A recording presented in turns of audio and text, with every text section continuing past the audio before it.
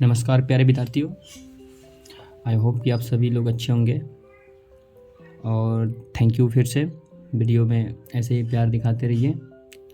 आज का हमारा टॉपिक है त्रिभुज, जो कि 7th, 8th, 9th, 10th के लिए बहुत ही इम्पोर्टेंट चैप्टर है त्रिभुज। इसकी आज हम बेसिक जानकारी से शुरुआत करेंगे। वीडियो ज़्यादा लंबी ना हो इसलिए मैंने पहले से ही आप लोगों के लिए कुछ नोट्स बना कर रखे हैं। तो आइए हम शुरू करते हैं। त्रिभुज 3 रेखाखंडों से घिरी बंद आकृति होती है या त्रिभुज कहते हैं उसे। जैसे कोई भी हो 3 रेखाखंडों से घिरी होती है उसे हम लोग बोलते हैं त्रिभुज। ये त्रिभुज है, ऐसे भी हो बस 3 रेखाखंड या 3 भुजाओं से घिरी होनी चाहिए, लेकिन आकृति कैसी होनी चाहिए तो बंद होनी चाहिए। अगर देखें तो ये भी 3 रेखाखंड है पर ये बंद नहीं है तो ये त्रिभुज नहीं कहलाएंगे। त्रिभुज उसे कहते हैं जो 3 रेखाखंड तो होती है पर वो बंद होती है। त्रिभुज का एक गुण होता है, उस गुण के आधार पर इनके आंतरिक कोणों के प्रत्येक स्थिति में 180 डिग्री होता है। यानी कहने का मतलब है कि आप कोई भी त्रिभुज ले लीजिए, कैसा भी त्रिभुज बना लीजिए, इनके अगर आंतरिक कोणों को अगर आप जोड़ते हैं तो उनका मान हमेशा होगा 180 डिग्री। यानी तीनों को मिला के कितना होना चाहिए, हमेशा 180 डिग्री। तो हम आज बात करेंगे भुजा के आधार पर त्रिभुज के भाग या त्रिभुज के अंग या त्रिभुज के प्रकार, आप जो बोलिए। तो भुजा के आधार पर त्रिभुज के 3 रूप होते हैं, समबाहु त्रिभुज, समद्विबाहु त्रिभुज और विषम बाहु त्रिभुज। अब हम एक एक करके सबके बारे में जानेंगे। तो पहले हम बात करते हैं समबाहु त्रिभुज की। ठीक, समबाहु त्रिभुज ये ऐसी त्रिभुज होती है जिनकी तीनों भुजा आपस में बराबर होती है। जिसकी तीनों भुजा आपस में बराबर होती है उसे क्या कहते हैं, हम समबाहु त्रिभुज कहते हैं। जैसे इसमें AB, BC और CA ये तीनों आपस में बराबर होंगे। अगर एक 6 सेंटीमीटर का होगा तो बाकी दोनों भी 6 सेंटीमीटर का होगा। कोई भी एक भुजा अगर कितना भी माप का हो, 10 सेंटीमीटर का हो तो बाकी भी 10 सेंटीमीटर का होगा। यानी कहने का मतलब है कि जिनकी तीनों भुजाएं आपस में बराबर होंगी वही समबाहु त्रिभुज कहलाएंगे। इसको याद करने का तरीका एकदम आसान है। सममिस होता है बराबर, बहुमिस होता है भुजा। सममिस होता है बराबर और बहुमिस होता है भुजा। यानी कि बराबर भुजा वाले आकृति को ही क्या बोलेंगे, हम समबाहु त्रिभुज बोलेंगे। समबाहु त्रिभुज की परिमाप होती है तीनों भुजाओं का योग।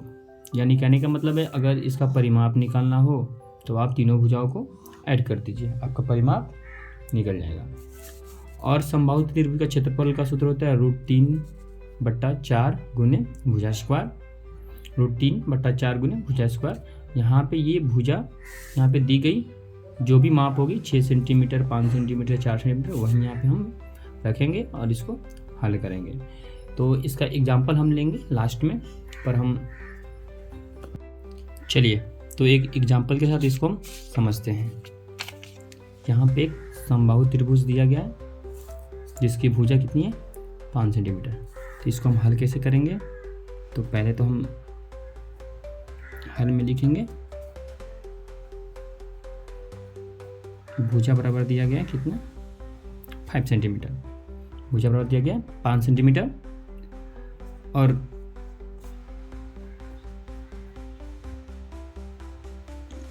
समबाहु त्रिभुज का परिमाप बराबर क्या होता है, तीनों भुजाओं का योग। यानी कि AB plus BC plus CA। कहने का मतलब है 5 + 5 + 5, 5 × 5 = 10, 5 = 15, यानी 15 सेंटीमीटर की हो गई इसकी परिमाप। दुनिया का किसी भी आकृति का अगर परिमाप की बात होती है तो हम उसके किनारे किनारे की लंबाई को ही लेते हैं। वही किनारे किनारे की लंबाई ही क्या कहलाती है, उसकी परिमाप कहलाती है।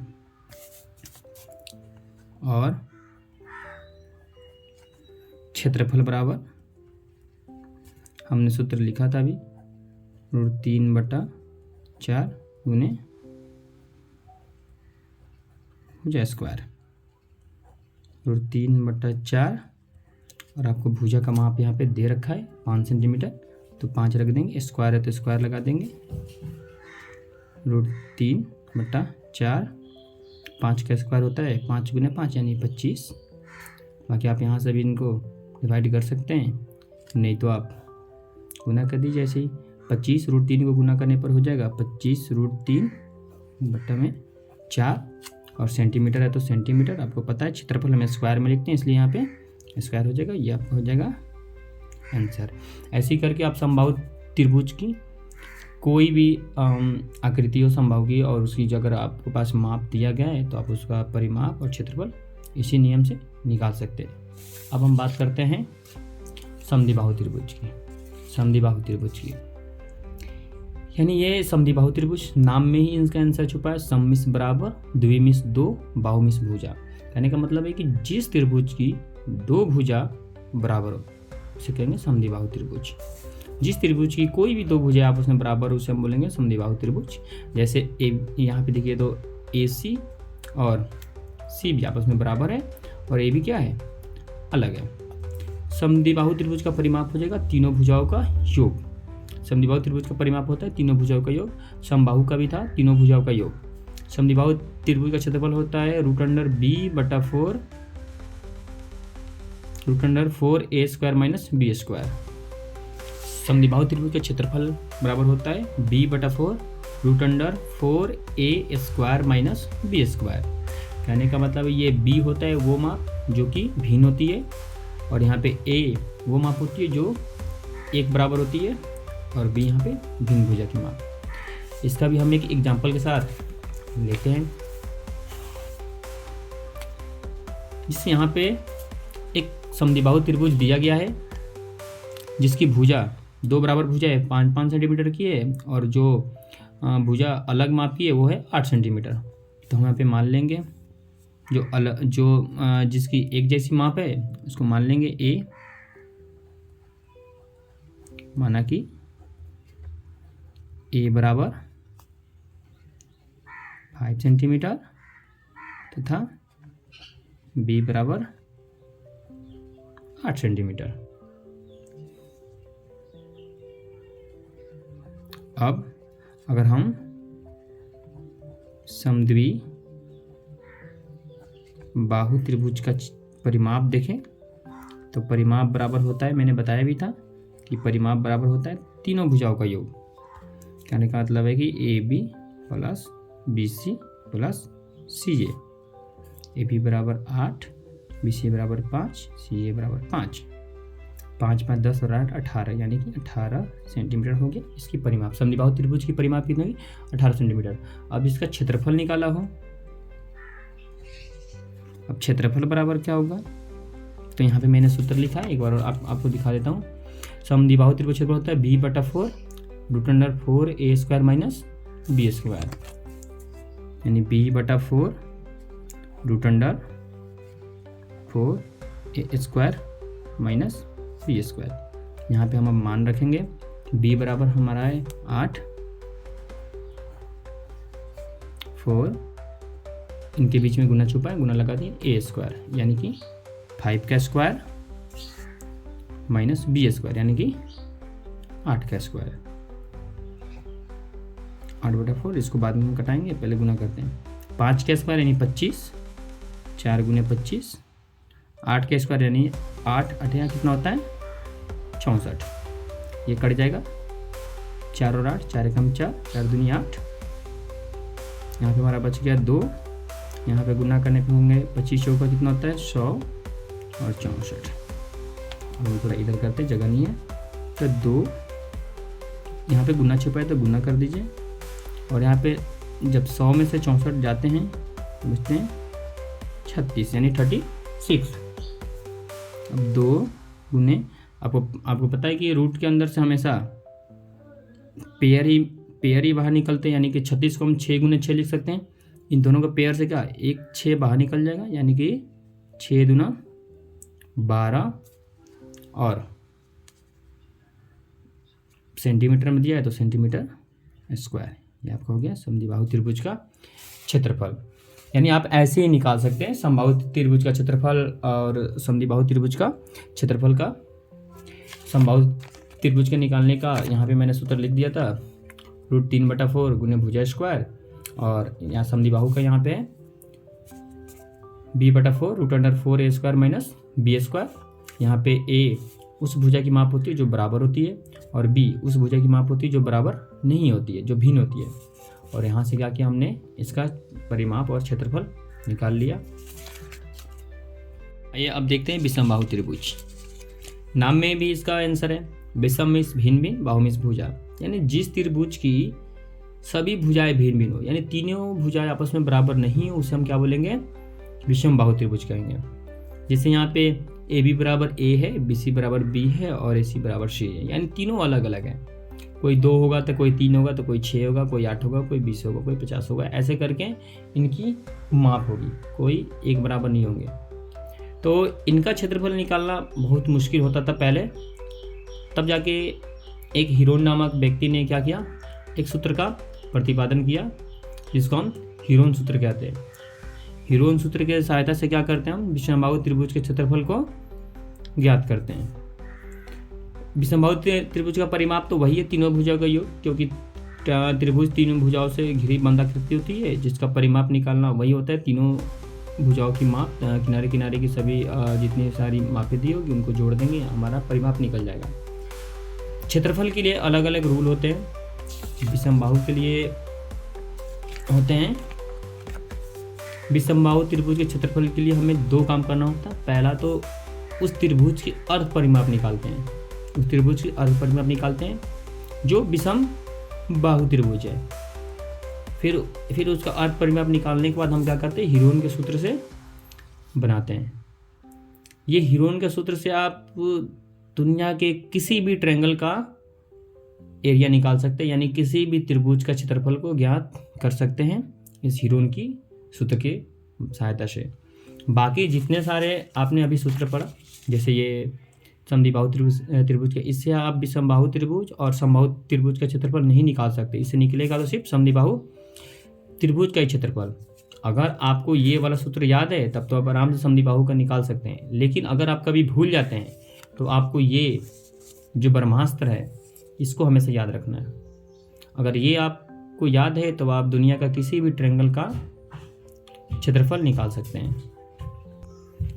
चलिए अब एक एग्जाम्पल के साथ हम देखते हैं। ये एक विषमबाहु त्रिभुज है जिसकी एक भुजा 6 सेंटीमीटर की और दूसरी 5 और एक भुजा 3 सेंटीमीटर का है। इसको हम कैसे हल करेंगे,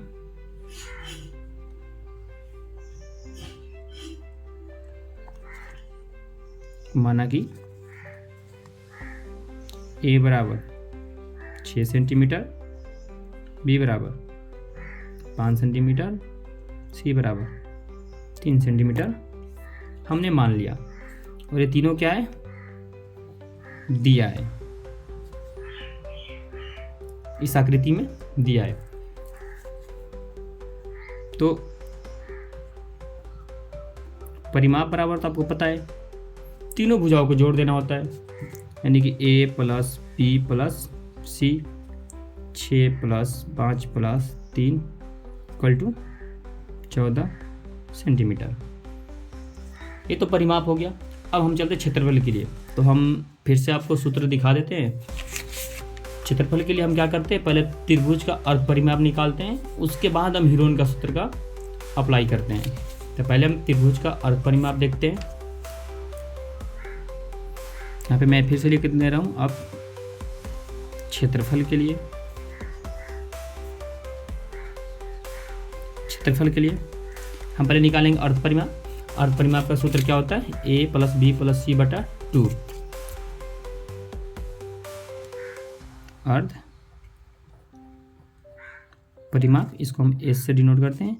s पर हो जाएगा a प्लस बी प्लस सी बटा 2, यानी कि 6 प्लस 5 प्लस 3 बटा में 2, 5 3 8 6 14 बटा 2 कट के हो जाएंगे 7, यानी कि 7 सेंटीमीटर का क्या हो गया, हमारा अर्ध परिमाप हो गया। 7 सेंटीमीटर का हमारा क्या हो गया, अर्ध परिमाप हो गया। अब हम लगाएंगे, अर्ध परिमाप निकल गया तो हमारा, अब हम लगाएंगे हीरोन का सूत्र। किसका सूत्र, हीरोन का सूत्र।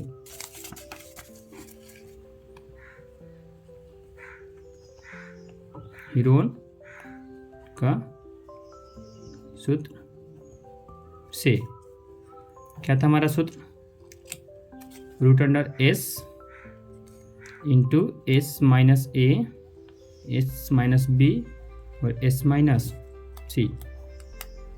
यहाँ पे एस बराबर क्या होंगे जो हमने यहाँ पे निकाला है, अर्ध परिमाप एस था ना, एस हमारा कितना आया था 7 सेंटीमीटर, तो यहाँ पे एस है तो यहाँ पे 7 रखेंगे, फिर स्मॉल ब्रैकेट है, फिर यहाँ पे एस है यानी फिर 7 रखेंगे, फिर ए का मान हमारा कितना दिया रखा है ऊपर देखिए 6, तो यहाँ पे रखेंगे 6, फिर यहाँ पे एस है तो फिर रखेंगे 7, यहाँ पे बी का मान कितना है 5 तो रख देंगे हम 5, फिर यहाँ पे सी का मान कितना है 3 तो यानी कि 7 माइनस 3। फिर हम आगे इसको सॉल्व करते हैं। 7 इनके बीच में गुना छिपा है तो गुना कर देंगे, 7 में से 6 घटेगा तो 1, फिर गुना छिपा है तो गुना, 7 में से 5 गया तो 2, फिर गुना छिपा है तो गुना, फिर 7 में से 3 गया तो 4। अब आगे हम गुना करते हैं सबका। ये 7 को रहने दीजिए, 2 को रहने दीजिए, और ये 4 को आप 2 गुने 2 कर सकते हैं। अब आपको पता है कि हमेशा पेयर में ही क्या होता है रूट से बाहर निकलता है, तो ये 2 2 मिलकर 1 2 बाहर निकल जाएंगे, इसमें और 7 नहीं है और 2 नहीं है, इसलिए ये दोनों बाहर नहीं निकलेंगे। 7 गुने 2, 2 7 दूनी 14, ये आपको हो गया। और इसमें भुजा का माप सेंटीमीटर में दिया है, तो मैंने पहले ही बताया, अभी बता रहा हूँ कि जब भी क्षेत्रफल निकालिएगा हमेशा स्क्वायर में आंसर लिखिएगा। सेंटीमीटर है तो सेंटीमीटर स्क्वायर, मीटर होगा तो मीटर स्क्वायर। आई होप कि आपको समबाहु त्रिभुज, समद्विबाहु त्रिभुज और विषमबाहु त्रिभुज तीनों का परिमाप निकालना आ गया होगा, क्योंकि तीनों का परिमाप आसान होता है। तीनों भुजाओं को बस आपको जोड़ देना है, तीनों भुजाओं के माप को जोड़ देना है।